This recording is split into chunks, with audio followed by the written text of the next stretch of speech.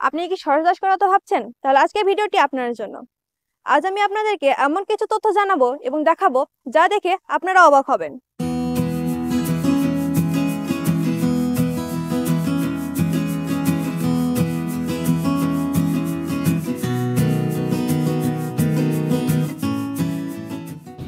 অধিক ফলন পেতে ও খরচ কমাতে আমরা জমিতে অনেক কিছু ব্যবহার করে থাকি, কিন্তু একটুখানি ভুলের কারণে আমরা ভালো ফলন পাই না এবং খরচও বাঁচাতে পারি না। এতক্ষণে আপনারা বুঝে গেছেন আমি জমিতে কিসের ব্যবহারের কথা বলছি। হ্যাঁ, আপনারা ঠিকই ভেবেছেন, আমি মালচিং এর কথাই বলছি। শশার জমিতে মালচিং ব্যবহার না করে আপনি কি হারাচ্ছেন জানেন কি? আসুন, আজ আমি আপনাদেরকে সরাসরি তা দেখাই। আমাদের ট্রায়ালের জমিতে এক পাশে মালচিং ব্যবহার করে শশার চারা রোপণ করা হয়েছে, আরেক পাশে মালচিং ছাড়া শশার চারা রোপণ করা হয়েছে। দুই পাশেই একই সময় একই চারা রোপণ করা হয়েছে। আপনারা খেয়াল করে দেখতে পারবেন যে পাশে মালচিং ব্যবহার করা হয়েছে সে পাশের চারাগুলো বৃদ্ধি তাড়াতাড়ি হয়েছে, গাছগুলো সতেজ আছে এবং ফুল ও ফলও ধরেছে। আর যে পাশে মালচিং ব্যবহার করা হয়নি সে পাশের চারাগুলো বৃদ্ধি কম হয়েছে, গাছগুলো তেমন সতেজও না এবং ফল আসতেও দেরি আছে।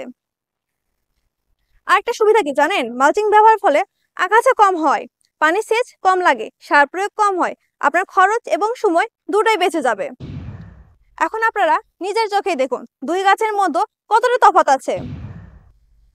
এখনো কি ভাবছেন মালচিং দিয়ে কেন তো ভালো ফসল হয়? তাহলে চলুন এর বৈশিষ্ট্যগুলো জেনে আসি। মালচিং ব্যবহারে আগাছা জন্মায় না, তাই ফসলের খাবার নষ্ট হয় না।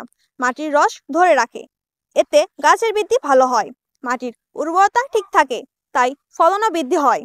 জমিতে অতিরিক্ত সেচ দিতে হয় না এবং সার প্রয়োগও কম করলেই হয়। এখন আপনারা নিজেরাই ভাবুন জমিতে মালচিং এর ব্যবহারের গুরুত্ব কতটুকু। তাই আমরা বলতেই পারি শশার জমিতে মালচিং ব্যবহারের ফলে শশা গাছ সুরক্ষিত থাকে এবং ফলনও বাড়ে। মালচিং নিয়ে যদি আপনার কোনো প্রশ্ন থাকে তা অবশ্যই কমেন্টে জানাবেন। আর হ্যাঁ, ভালো মানের মালচিং পেতে অবশ্যই স্ক্রিনে দেওয়া নাম্বারে যোগাযোগ করুন আর ভিডিওটি শেয়ার করুন যাতে অন্যরাও জানতে পারে। পরবর্তী ভিডিওতে আপনাদেরকে জানাবো কিভাবে ভালো মানের মালচিং চেনা যায়। তাই চ্যানেলটি সাবস্ক্রাইব করে আমাদের পাশে থাকুন এবং ভিডিওটি দেখার জন্য আপনাদেরকে অসংখ্য ধন্যবাদ।